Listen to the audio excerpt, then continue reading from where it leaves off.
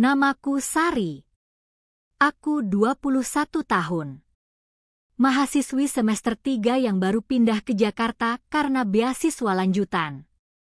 Kota ini begitu besar.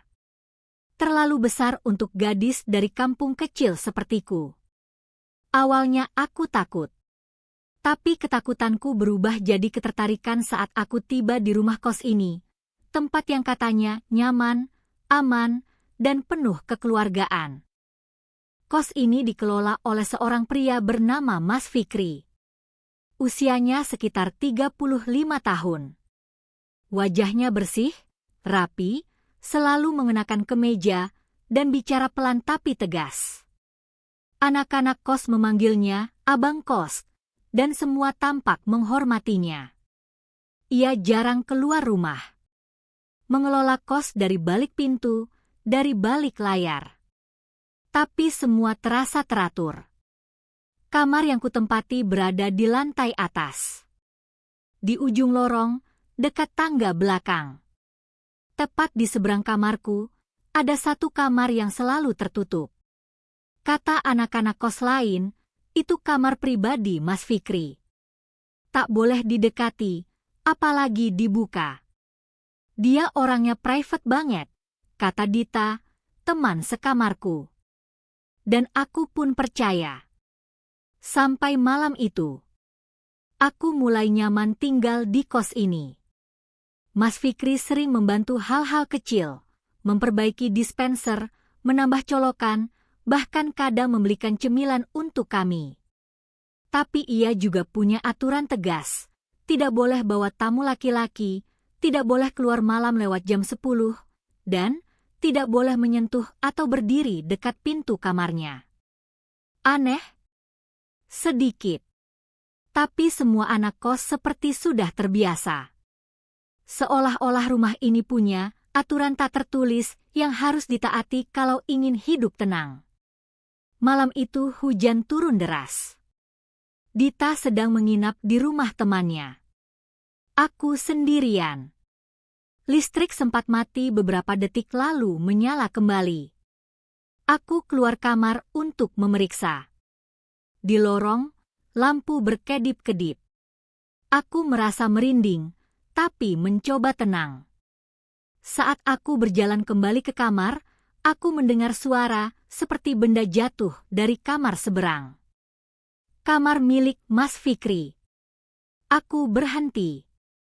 Menempelkan telinga ke pintu. Diam. Lalu terdengar suara tangisan pelan. Bukan suara lelaki. Suara perempuan. Aku mundur. Jantungku berdetak cepat. Jangan ikut campur, Sari, bisik hatiku. Tapi aku sudah terlalu dekat dengan rasa ingin tahu itu. Pagi harinya, semua seperti biasa. Mas Fikri duduk di ruang tamu kecil sambil mengecek buku catatan pembayaran kos. Aku lewat dan menyapanya. Ia mengangguk, tersenyum. Tapi, matanya merah. Seperti orang yang baru menangis semalaman. Aku nyaris menanyakan, tapi tak jadi. Ia menatapku, lalu berkata pelan, "Kamu gak takut tinggal di sini sendirian semalam?" Aku gelagapan. "Enggak, Mas. Cuma sempat mati lampu aja." Dia mengangguk. Lalu menambahkan, "Kalau ada apa-apa langsung hubungi saya. Tapi jangan sembarang buka pintu, ya." Aku hanya bisa mengangguk. Malam-malam berikutnya, aku jadi sering mendengar suara aneh dari balik pintu itu. Kadang suara tangisan. Kadang suara orang mengerang. Tapi ketika kutanyakan ke teman-teman kos, mereka semua pura-pura tidak tahu. "Aduh Sar, jangan dengerin yang kayak gitu deh," kata Dita. "Kos ini tuh udah lama, kadang suara-suara juga bisa dari luar." Tapi hatiku bilang lain. Dan rasa penasaranku jadi makin besar. Malam Jumat itu, aku terbangun karena suara keras seperti barang pecah dari arah kamar Mas Fikri. Aku keluar diam-diam. Lorong sepi. Pintu kamar itu masih tertutup, tapi tidak terkunci. Aku menelan ludah. Tangan ini bergerak sendiri. Klik. Pintu terbuka perlahan. Gelap. Tapi aku bisa mencium aroma aneh, campuran parfum wanita dan sesuatu yang lain. Sesuatu yang basi. Aku menyalakan senter ponsel. Dan apa yang kulihat membuat napasku tercekat. Di tengah ruangan ada meja rias. Di atasnya penuh dengan foto-foto perempuan. Foto Polaroid. Sebagian besar potret candid. Dan di antaranya ada fotoku. Aku jatuh terduduk. Senterku jatuh. Cahaya bergerak liar di langit-langit. Lalu aku mendengar suara dari belakangku. Aku udah bilang jangan buka pintu ini. Suara itu dingin. Terlalu tenang untuk pria yang baru saja tertangkap rahasianya. Aku berbalik. Mas Fikri berdiri di sana. Wajahnya datar. Di tangannya kunci pintu kamar. Dia menatapku lama. Lalu berkata pelan. Sekarang kamu sudah tahu, kamu masih mau tinggal di sini, Sari? Aku berdiri kaku di depan Mas Fikri. Nafasku pendek. Jantungku berdetak seperti genderang perang. Pintu kamar itu masih setengah terbuka di belakangku, memperlihatkan dinding yang penuh dengan potret-potret perempuan, dan salah satunya adalah aku sendiri. Aku gak sengaja, kataku gemetar. Mas Fikri tidak langsung menjawab. Dia melangkah masuk, menutup pintu kamar itu perlahan, lalu menguncinya dari luar. Lalu ia menatapku dengan pandangan yang tak bisa kutebak. Bukan marah, tapi juga bukan biasa. Kamu pasti takut sekarang, katanya lirih. Tapi kamu belum tahu apa-apa, Sari. Aku mundur selangkah. Apa maksud Mas? Dia menghela napas, seperti seseorang yang terlalu lelah menutupi sesuatu. Kamu pikir aku orang aneh, ya? Aku tak bisa menjawab. Dia melangkah mendekat. Tangannya terangkat pelan, seperti ingin menyentuh bahuku, tapi berhenti di tengah jalan. Aku gak akan menyakitimu, Sari. Aku menahan napas. Mataku mulai basah. Aku gak tahu kamu punya foto aku. Suaraku nyaris tak terdengar. Dia menatapku lebih dalam. Bukan cuma kamu. Semua penghuni kos ini pernah ada di situ. Tapi bukan buat hal jahat. Aku mengerutkan dahi. Terus, buat apa? Dia mengalihkan pandangan ke lantai. Aku mantan fotografer. Dulu aku punya galeri sendiri. Tapi semua hancur karena satu perempuan. Sejak itu, aku berhenti pameran. Tapi, naluriku gak pernah bisa berhenti memperhatikan. Memotret diam-diam. Merangkai cerita sendiri. Aku merasa tubuhku bergetar. Antara jijik, takut, dan kasihan. Jadi, semua ini semacam obsesi, tanyaku pelan. Dia mengangguk. Mungkin. Tapi aku gak pernah ganggu siapapun. Aku cuma simpan semuanya sendiri. Sampai kamu buka pintu itu. Aku mundur lagi. Saya mau keluar dari kos ini. Dia mengangguk. Aku ngerti. Tapi saat aku berbalik hendak turun, dia berkata lagi. Tapi sebelum kamu pergi, kamu harus tahu satu hal. Aku berhenti. Menoleh. Apa? Dia berjalan ke lemari kecil di ruang tamu. Mengambil sebuah map coklat. lalu menyerahkannya padaku. Buka di kamar kamu. Tapi tolong, jangan cerita ke siapapun dulu. Aku tak tahu kenapa aku mengambil map itu. Tapi aku bawa. Dan malam itu, hidupku berubah. Di dalam map itu ada puluhan foto lain. Semuanya perempuan.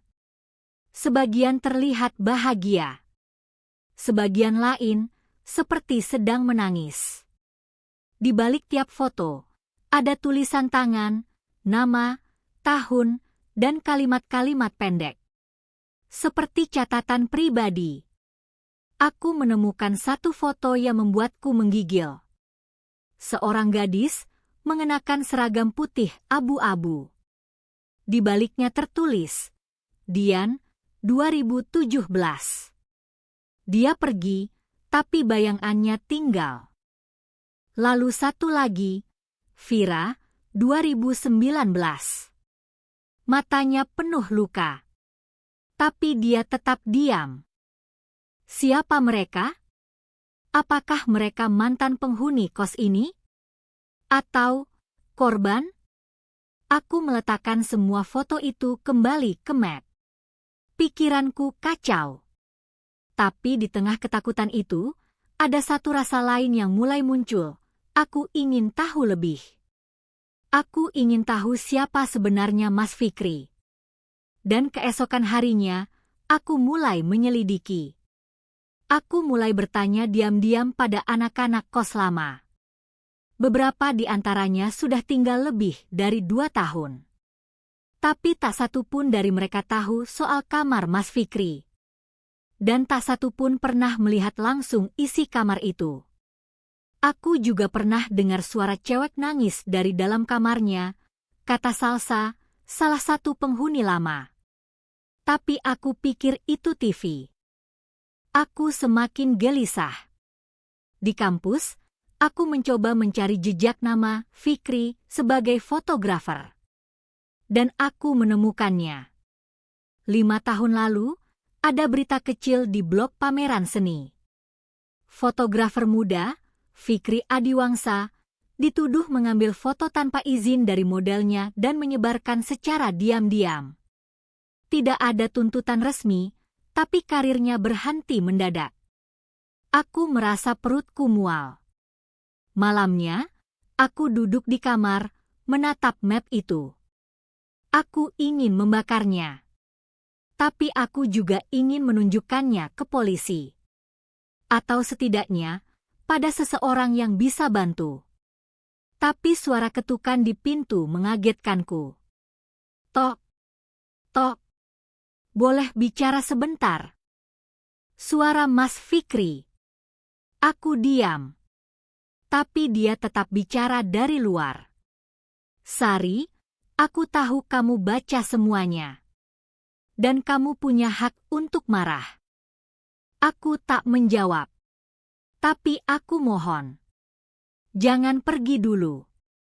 Aku butuh bantuannya. Aku membuka pintu sedikit. Bantuan apa? Dia menatapku. Matanya tidak sekosong malam sebelumnya. Tapi justru terlihat putus asa. Salah satu dari mereka menghilang. Dan aku tahu, aku bisa jadi tertuduh. Tapi aku juga satu-satunya yang tahu kemana dia pergi terakhir.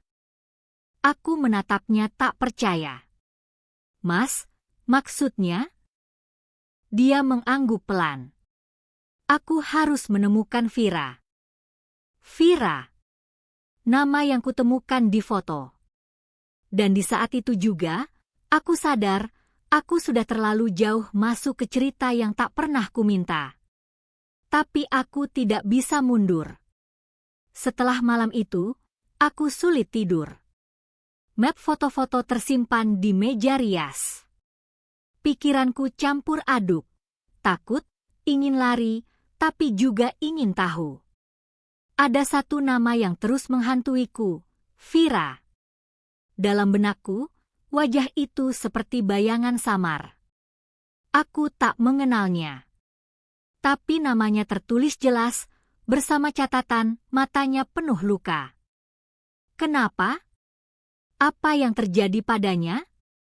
Keesokan paginya, aku berangkat ke kos agak siang, pura-pura datang terlambat ke kelas. Anak kos lainnya tampak sibuk. Aku menyapa seputar hal umum.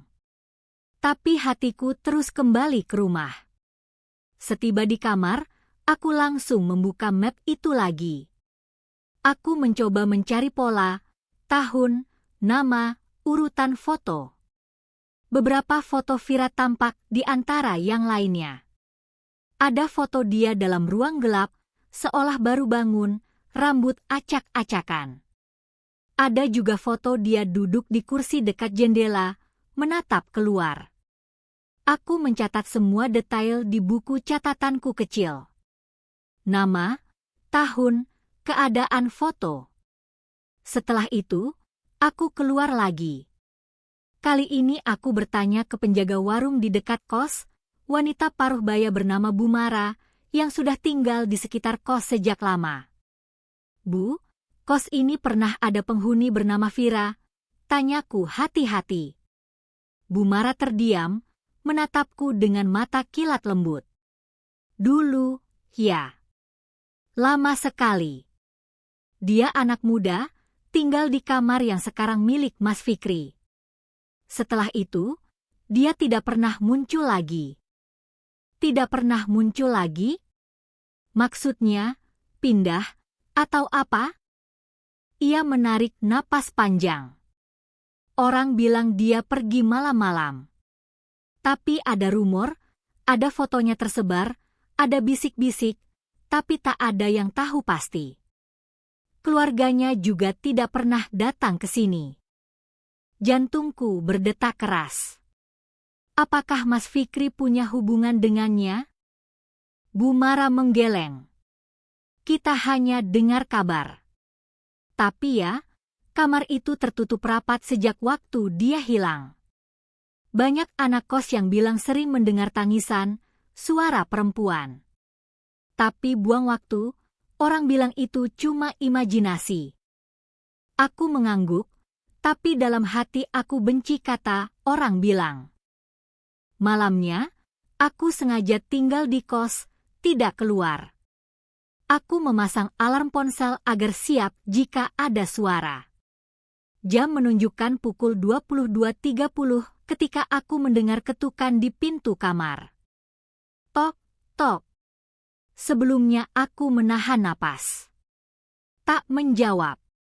Tapi ketukan itu makin keras. Buka, Sari. Aku butuh bicara. Suara itu lembut, suara Mas Fikri. Aku menguatkan diri, membuka pintu sedikit. Dia berdiri di ambang, wajahnya memerah. Aku sudah cari data lagi, katanya cepat. Di komputer lama. Dan aku menemukan sesuatu. Fotonya Vira bersama seorang pria. Tapi pria itu bukan aku. Aku terkejut. Lalu, siapa? Dia berdiri sebentar, seperti menimbang kata. Aku tidak tahu. Tapi aku yakin foto itu diambil malam hilangnya dia. Kemungkinan dia lari dengan seseorang. Atau diculik. Aku kepalamu melayang. Tolong, jangan bicara soal diculik, aku takut. Dia mengangguk lemah. Aku tahu ini tak mudah. Tapi aku butuh bantuanmu. Cari tahu sekitar kos, tetangga, mantan penghuni lama. Siapapun yang tahu. Aku menatapnya. Ada detik ketika aku melihat kesedihan mendalam di matanya, bukan kesedihan pura-pura. Tapi beban yang nyata. Baik, jawabku pelan. Tapi Mas harus berhenti ambil foto diam-diam lagi. Ia tersenyum pahit. Saya janji. Mulai sekarang, semua kamera akan off. Tapi ambil catatan ini, aku butuhmu agar rahasia kita tetap aman sampai kita tahu kebenaran. ia menyerahkan secari kertas catatan yang sebelumnya kutaruh di mat. Di situ tertulis alamat lama kos tahun 2017 dan nama penghuni lama. Setelah itu ia mundur, menutup pintu. Aku berdiri di kamar, tubuh gemetar, menatap lampu redup. Beberapa hari kemudian, aku mulai menyelidik.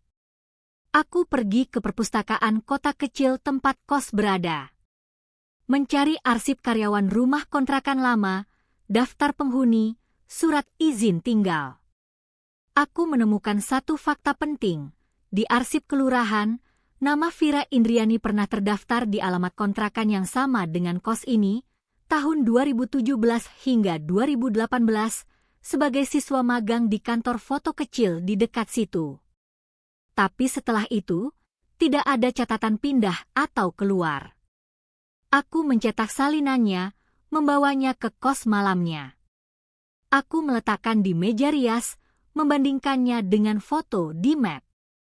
Semuanya cocok. Nama, wajah. Dan catatannya, matanya penuh luka, seolah aku sendiri bisa merasakan betapa dia tersiksa dalam diam. Malam itu, aku mendengar suara tangisan tipis dari kamar Mas Fikri. Aku nyaris menjerit. Tapi aku tahan. Aku hanya berdiri di depan pintu, menempelkan telinga. Suaranya pelan, "Vira, aku cari kau. Aku minta maaf."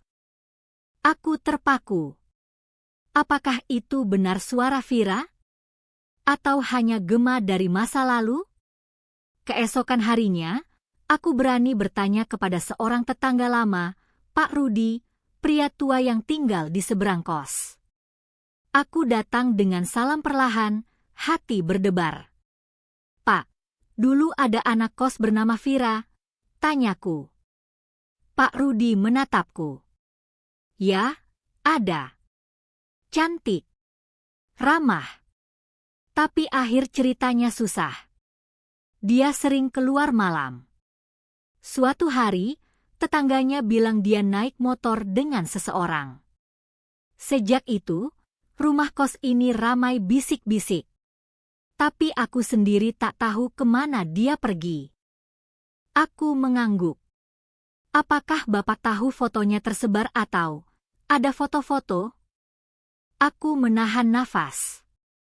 Ia menggeleng. "Tak pernah lihat langsung. Tapi orang-orang bilang ada kamera tersembunyi di lorong sempit kos. Kamera kecil. Tapi itu cuma kabar." Malamnya, aku kembali ke kamar. Aku berdiri di tengah ruangan, map terbuka di tangan. Aku tahu, aku semakin dalam ke ruang gelap yang bisa menghancurkan siapapun yang terlalu dekat. Di dalam hati, aku bertanya, apakah aku akan membantu Mas Fikri menemukan Vira, atau aku harus pergi sebelum semua ini mencelakakan aku juga? Aku meletakkan foto-foto kembali ke map. Mulutku kering. Suara hujan di luar terdengar semakin dekat. Dan malam itu aku menangis dalam diam, karena aku tahu, kebenaran itu berbahaya, dan rahasia yang sudah terbuka mungkin akan membuatku terjebak selamanya. Hari-hari setelah penemuanku tentang Vira terasa semakin berat. Setiap malam aku dihantui rasa bersalah. Apakah aku membantu kebenaran, atau justru ikut menutupi sesuatu yang seharusnya dibongkar sejak lama? Mas Fikri semakin jarang keluar kamar. Tapi kadang, saat aku melewati ruang tengah, aku mendengar suara langkahnya mondar-mandir. Seperti orang yang tidak bisa tidur, tidak bisa tenang. Rumah kontrakan itu seperti menyimpan tekanan yang tak terlihat oleh siapapun, selain aku. Sampai suatu malam, Mas Fikri mengetuk pintu kamarku. Pelan. Tok, tok. "Sari, aku mau bicara. Ini mungkin terakhir." Aku membuka pintu perlahan. Wajahnya lebih tirus dari sebelumnya. Matanya merah, tapi tidak basah. seperti seseorang yang sudah kehabisan air mata. Aku ingat semuanya sekarang, katanya langsung. Aku mengernyit. Maksud Mas? Dia masuk, duduk di kursi dekat jendela. Aku tetap berdiri. Hatiku berdegup kencang. Waktu itu, malam terakhir Vira di sini, katanya mulai. Dia masuk kamarku. Dia ketakutan. Dia bilang ada yang mengancamnya dengan foto-foto. Aku menelan ludah. Siapa yang mengancam? Bukan aku, jawabnya cepat.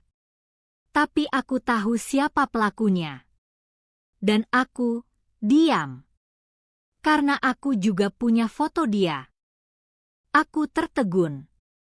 Dia tahu aku sering memotret diam-diam. Tapi dia tak marah.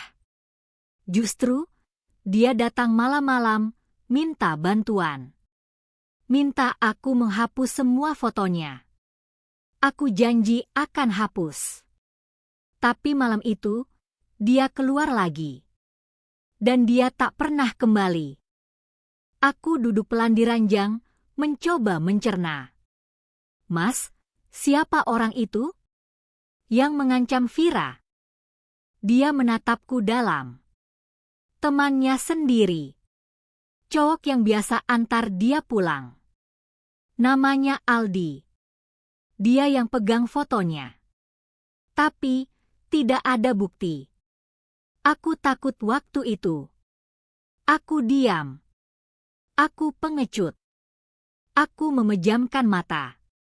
Kalau Mas tahu ini dari dulu, kenapa baru sekarang cerita? Dia menghela napas. Karena aku takut kehilangan tempat ini. Takut semua orang tahu aku penyimpan foto-foto rahasia. Aku tak mau jadi bahan skandal. Tapi kamu datang, dan semua mulai berubah. Aku membuka map yang selama ini kusimpan. Kutarik semua foto Vira, lalu menunjukkannya padanya. Mas, kalau benar Mas ingin memperbaiki semuanya, ayo kita cari orang itu. Ayo kita lapor. Jangan cuma cerita ke aku. Dia terdiam lama. Lalu mengangguk. Baik. Kita datangi rumahnya besok. Besok paginya, kami naik motor berdua. Aku menulis alamat yang diberikan Mas Fikri, sebuah rumah tua di daerah Kebayoran. Rumah itu tampak usang, cat dindingnya mengelupas. Kami berdiri di luar pagar, memandangi jendela-jendela tertutup rapat. Dia tinggal sendiri, bisik Mas Fikri. Dulu pernah kerja bareng Vira di studio foto. Kami mengetuk pagar besi. Tak ada yang menjawab. Tapi aku yakin ada seseorang di dalam. Setelah beberapa menit, seorang pria tinggi muncul di balik tirai. Matanya sempit, wajahnya tak asing. Aku pernah melihatnya di salah satu foto bersama Vira. Ada apa? Tanyanya dari balik jeruji. Mas Fikri menjawab, kami mau bicara. Soal Vira. Wajah pria itu berubah. Saya gak kenal siapa-siapa, katanya cepat, lalu menutup tirai. Aku menatap Mas Fikri. Itu dia. Dia mengangguk. Itu Aldi. Kami menunggu beberapa saat, tapi tak ada tanda pintu akan dibuka. Aku menarik tangan Mas Fikri.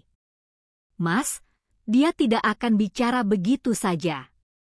Kita butuh bukti. Malam itu, aku dan Mas Fikri menyalin semua dokumen, semua foto, dan membawa salinannya ke teman kampusku yang jurusan hukum. Ia membantu menghubungkan kami dengan seorang pengacara sukarelawan.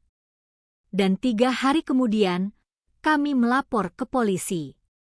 Itu malam yang panjang. Banyak pertanyaan, banyak tanda tangan. Tapi akhirnya, sesuatu bergerak. Aldi dipanggil. Dia sempat mengelak. Tapi saat polisi menunjukkan foto-foto dan keterangan Vira dari arsip, wajahnya berubah pucat. Dia tak bisa lari. 1 minggu setelah itu, kabar mengejutkan datang. Vira ditemukan. Masih hidup. Ia tinggal di kota kecil di luar Jawa. Sembunyi dari semua orang karena takut skandal menyebar. Ia percaya bahwa semua orang sudah tahu dan akan menyalahkannya. Tapi saat petugas datang dengan informasi bahwa Aldi tertangkap dan Mas Fikri bersaksi, dia akhirnya keluar dari persembunyian. Aku melihat fotonya lewat pesan dari polisi. Dia lebih dewasa, lebih tenang. Tapi matanya masih penuh luka. Aku menangis saat melihat itu. Bukan karena sedih, tapi karena lega. Akhirnya, kebenaran yang selama ini terperangkap di balik pintu kamar terbuka. Malamnya, aku dan Mas Fikri duduk di ruang tengah kos. Semua sudah tenang. Anak-anak kos tidak tahu detailnya. Dan kami pun tidak ingin membuka semuanya. "Terima kasih," katanya pelan. "Kalau bukan karena kamu, aku masih akan sembunyi di balik kamar itu." Aku tersenyum tipis. "Kalau bukan karena Mas yang jujur, aku pasti sudah lari dari awal." Dia menatapku. "Kamu mau tetap tinggal di sini?" Aku berpikir sejenak. Untuk sementara, ya. Tapi suatu hari nanti, aku akan pindah. Karena aku juga harus mulai hidup baru. Dia mengangguk. Itu yang seharusnya. Dan malam itu, untuk pertama kalinya, kamar Mas Fikri terbuka lebar. Semua foto diambil. Meja rias kosong.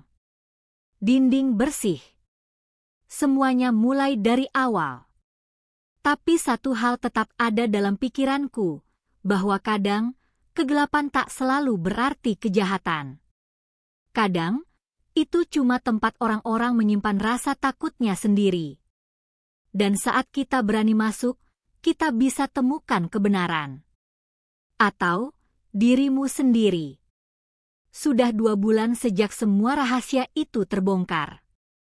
Kos yang dulu terasa asing dan penuh bisik-bisik kini menjadi rumah yang sunyi dalam cara yang berbeda. Tidak lagi menyeramkan, tapi juga tidak sepenuhnya nyaman. Bukan karena tempatnya berubah, tapi karena aku sudah berubah. Aku tetap tinggal untuk sementara. Tapi setiap sudut rumah ini mengingatkanku pada malam-malam ketakutan, map berisi foto-foto, dan suara tangisan samar dari balik pintu yang dulu terkunci rapat. Mas Fikri berubah. Dia kini lebih terbuka. Ia tak lagi mengurung diri di kamar. Ia ikut bersih-bersih kos, menyapa anak-anak, bahkan mengadakan makan malam bersama. Tapi aku tahu, di balik semua itu, dia tetap membawa beban. Luka yang tak bisa hilang hanya karena waktu berjalan. Suatu sore, aku menerima pesan dari nomor tak dikenal. Isinya hanya 1 kalimat. "Terima kasih karena tak menjadikanku rahasia selamanya." Namanya tertulis, Vira. Aku membaca pesan itu berulang-ulang. Rasanya seperti pelukan dari jauh. Bukti bahwa semua yang kulakukan, dari menyelidik, memegang map itu, berdiri di depan Aldi, tak sia-sia. Tapi juga sekaligus pengingat bahwa aku tak bisa tinggal di tempat ini selamanya. Beberapa hari kemudian, aku memberanikan diri bicara pada Mas Fikri di ruang tamu. "Mas, aku akan pindah bulan depan." Dia menatapku. Lama. Tapi tidak kaget. "Aku sudah duga," katanya pelan. "Kamu harus lanjutkan hidupmu, Sari. Kamu terlalu kuat untuk terus diam di tempat seperti ini." Aku tersenyum tipis. Aku gak pernah menyesal tinggal di sini. Walau banyak hal yang bikin aku takut, tapi kos ini ngajarin aku sesuatu. Apa itu? Bahwa kita semua menyimpan rahasia. Tapi kalau kita berani membukanya, kita bisa sembuh. Mas Fikri mengangguk. Dan kamu adalah orang yang membuka pintu itu. Aku terdiam.